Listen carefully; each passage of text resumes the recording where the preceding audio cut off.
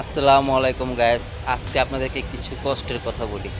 এই যে দেখেন না, এই যে গাড়িটা, আমি এই গাড়িটা চালাই, চাকরি করি। তো উনি রমনা থানার রিটায়ার্ড অফিসার। তা আমি বেশ 2 বছর ধরে তার চাকরি করি এখানে। তো আগে ডিউটি কম ছিল, এখন ডিউটি বেশি। আগে 3টা বাজে 4টা বাজে চলে যেতাম, তখন লাঞ্চের টাকা লাগতো না। আর এখন 6টা 7টা বাজে বাসায় যাই, কিন্তু উনি লাঞ্চের টাকা দেয় না।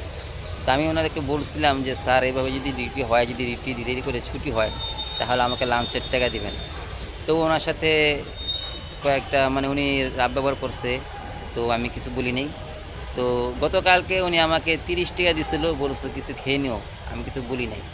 আজকে উনি এসে আমাকে বলতেছে, এলো রাসেল, এই 20 টাকা, 20 টাকা দিয়ে গেছে, বলছে 20 টাকা দিয়ে কিছু খেয়ে নাও। আমি তাকে বলছিলাম যে স্যার, এই 20 টাকা আমার লাগবে না, আপনি এটা রেখে দেন।